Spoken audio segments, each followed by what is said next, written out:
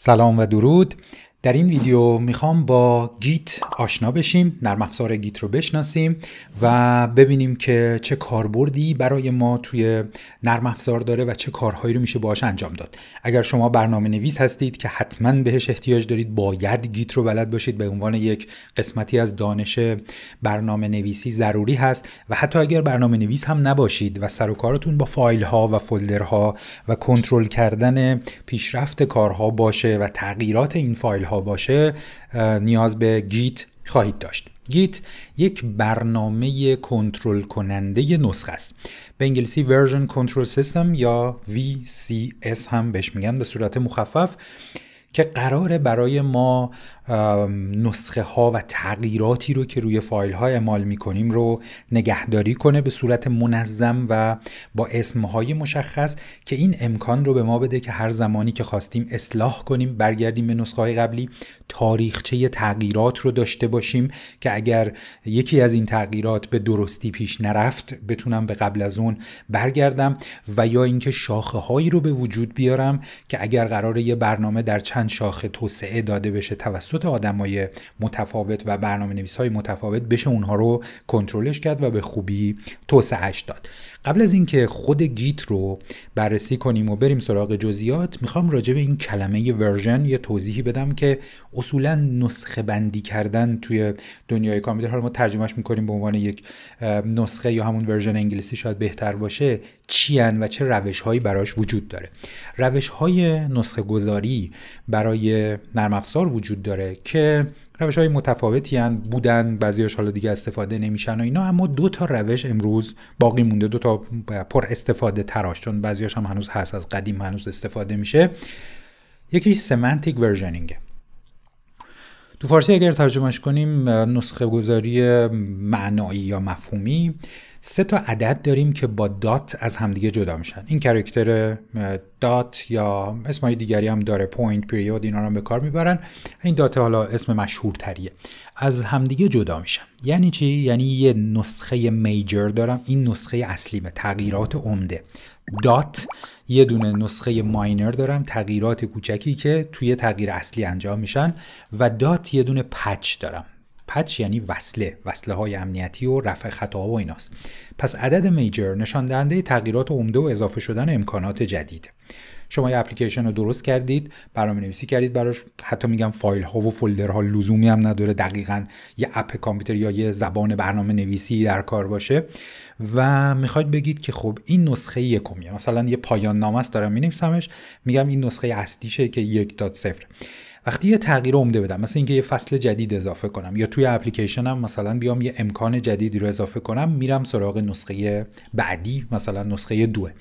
عدد وسطی ماینر تغییرات کوچکیه که توی خود نرم افزار انجام شده. مثلا من یه برنامه نوشتم الان نسخه 1 و یه سرویسی رو توش بهبود دادم، یه کاری بوده داشته انجام میداده، سرعتش رو بهتر کردم یا میزان حافظش رو کمتر کردم، بهینه تر شده، برنامه من اپتیمایز شده و حالا میام یه نسخه میدم، میگم این 1 بوده شده 1.1. اینجوری معلوم میشه که این برنامه یه تغییری کرده.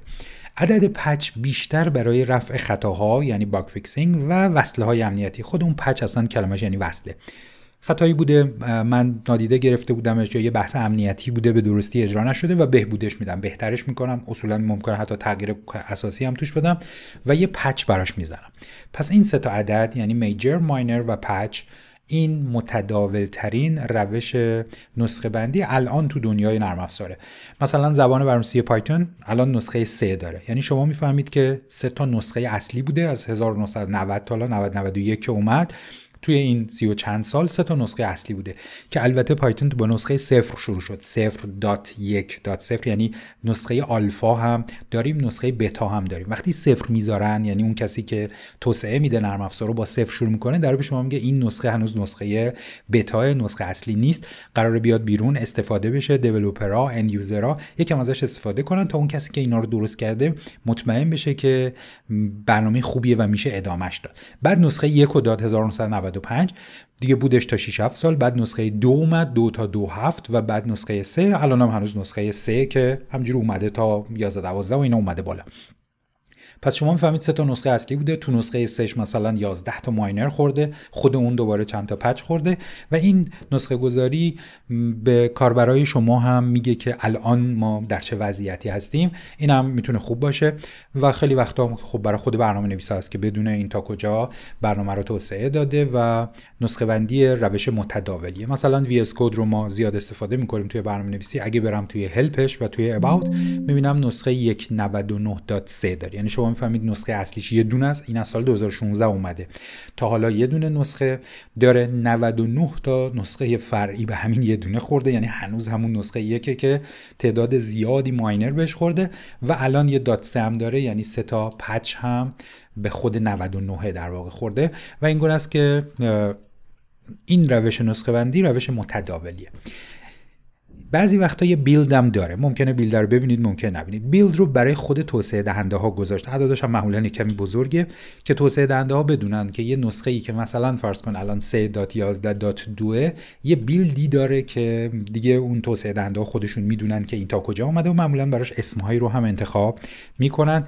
کاربرا اغلب نمیبیننش ولی اون پشت صحنه بیلد رو هم براش میذارن، بعضیا هم نمیذارن. اینا رو هم بهتون بگم که این موضوع اصولا یه قرارداده یا نه چیز اجباریه، نه حتی کسی استانداردی براش تعریف کرده که مثلا چه وقتایی بیاین میجر بزنید چه وقتایی بیاین ماینر بزنید. مایکروسافت مثلا وی اس کد رو درست کرده، دوست داشته 99 تا ماینر بزنه بدون اینکه نسخه 2 بده، در حالی که خب بعضیا شاید دوست داشتن مثلا نسخه 2 بدن و تعداد ماینرها رو کمتر کنن. صرفا یه سری پیشنهادایی برای ارائه دادن، حتی بعضی وقتا جنبه‌های بازاریابی و اینا هم بهش اضافه میشه. مثلا طرف میخواد نرم افزار رو بده، یه تغییری میده، شاید خیلی تغییر عمده‌ای هم نباشه ولی میاد یه نسخه 2 میده که براش تبلیغ کنه یا بیشتر بفروشه و نرم افزار بیننده‌های بیشتری پیدا کنن. این ترفندها هم وجود داره. روش دوم کلندر ورژنینگ یا نسخه گذاری بر مبنای تاریخ انتشاره. این هم یکی از روش‌هاییه که جدیدتر ازش استفاده شد، قدیما خیلی نبود. اول سال رو میزنیم 2 رقمی یا 4 رقمی، بعد ماهش و بعد یه چیزی به نام ماکرو داره که همون نقش پچ رو بازی میکنه و این گونه است که year نشان دهنده سال انتشاره، 4 رقمی یا 2 رقمی میزنن، معمولا 4 رقمی.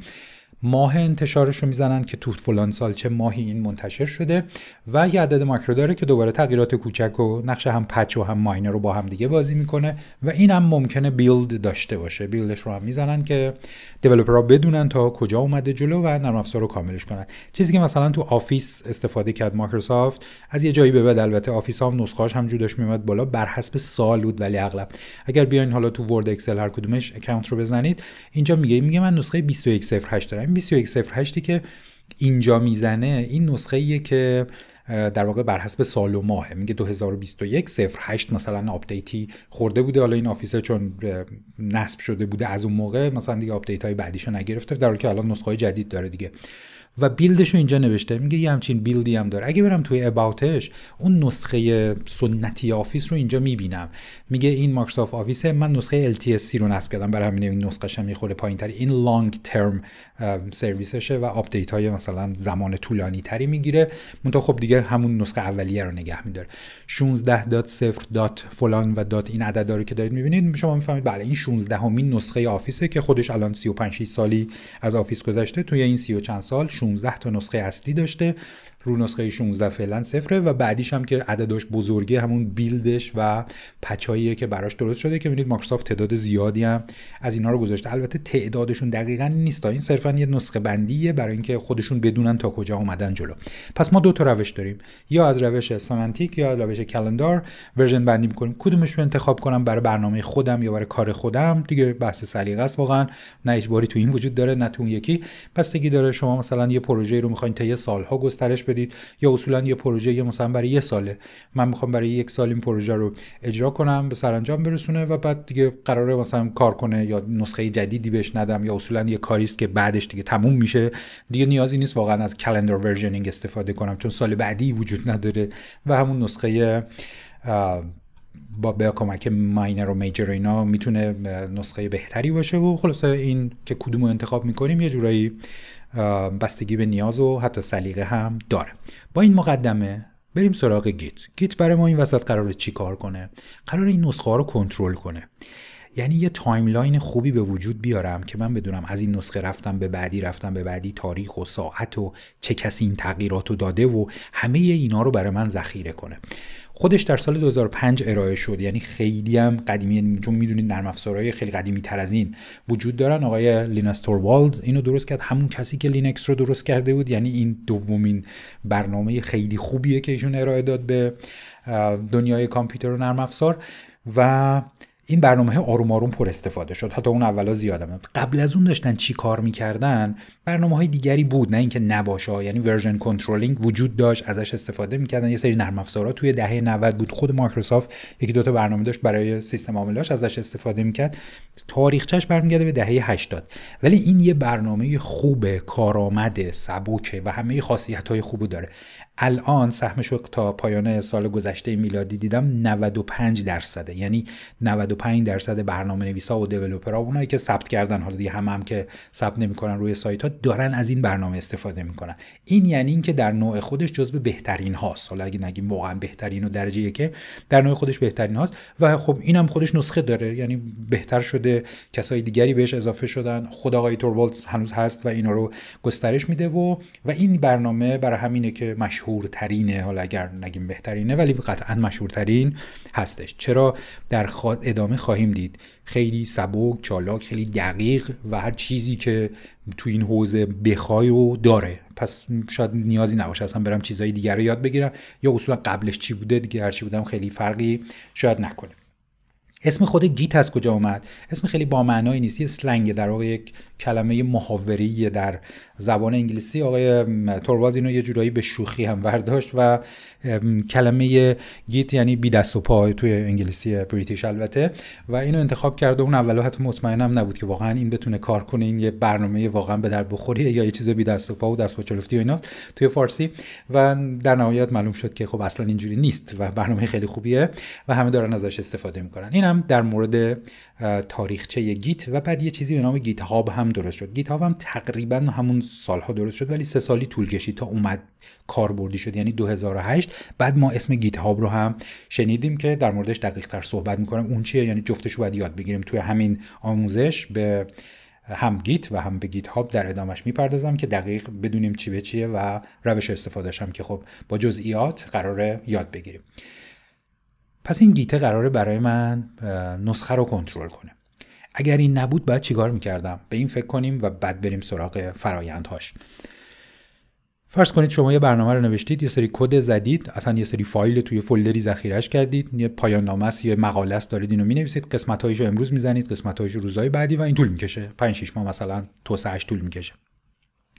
شما اگه بخواید هر نسخه‌ای رو تا اونجایی که کار کردید داشته باشید، هم به لحاظ امنیت که اگه خرابکاری شد، یه وقت مثلا فولدر از دست رفت، همه اینا بتونید برگردید به نسخه‌های قبلی، و همین که خب همینجوری که میرید جلو میخواید بدونید این تاریخچه‌اش چی بوده، کی تا کجا اومدی، بعداً میخوای ادامه بدی، شاید همکارانی پیداشن، اون همکارا میخوان بیان توی این پروژه مشارکت کنه، خب اونا باید بدونن کار تا کجا پیش رفته. قدیمیش این بود که خب یه فولدری درست می‌کردن، این فولدر رو تا اینجا ذخیره می‌کردن، یه کپی ازش می‌گرفتن و بعد بقیه‌شو تو فولدر جدید، یعنی پروژه ها فولدر دیگه. ما از این به بعد وقتی میگیم یه پروژه، خب در مجموع میدونیم چیه، یه نرم افزار داره توسعه داده میشه، یه کار داره انجام میشه، ولی واقعیت اینه که همه پروژه هایی که توی برنامه ها و نرم افزار ما میشناسیم با یه فولدری شروع میشن، مثل این پروگرام فایلز ویندوز که قبلا اومده بودیم سراغش توی بحث‌های مقدماتی برنامه‌نویسی. هر چیزی رو که اینجا میبینید که یه فولدره، این یه پروژه‌ای بوده دیگه، راه افتاده. مثلا ادوبی یه شرکت معروفی که چندین تا محصول داره، بعضیاشو من دارم، مثلا اکروبات ریدرش، اکروبات دی سی و بقیه‌اش هم می‌بینید، فتوشاپ و اینا روی این کامپیوتر نصبه. یا مثلا کی ام پلیر، یه برنامه پخش کننده فایل های صوتی تصویریه، نمیدونم متا تریدر، اینا هر کدومشون یه پروژه بودن دیگه، و هر کدوم اگه باز کنید داخلش یه سری فایل و یه سری فولدر میبینید. پس این یه پروژه است.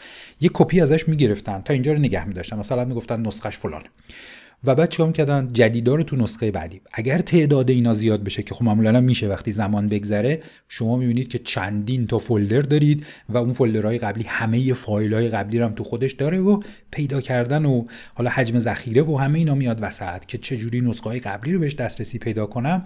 این دردسرها وجود داشت. گیت اومد برای اینکه این مشکل‌ها رو حل کنه و به واقع هم حلش کرد. گفت نه، فولدرت بذار یه دونه بمونه، همینجوری که میای جلو من همه تغییرهای قبلی رو نگه میدارم که اولا اگه خواستی ببینیشون بری ببینی تا کجا چقدر پیشرفت کرده بود. بعد اگر خواستی که خرابکاری شد برگردی اون پشت، برگردی به نسخه‌های قبلی، بتونی این کارو داشته باشی. یه خاصیت خیلی مهم که بهش اضافه شد اینه که شاخه درست کنم. یعنی از یه جایی شاید من میخوام یه شاخه‌ای بزنم برم جلو ببینم اصلا فایده داره یا نه، یعنی یه ایده‌ای میخوام روی این برنامه اجرا کنم. خب منطقی نیست که رو نسخه اصلی من ایده رو بزنم بعد ببینم نه ایده خوبی نبود، حالا دوباره بعد برگردم و کلی برنامه و کد و فایل و اینا ممکنه حذف بشه.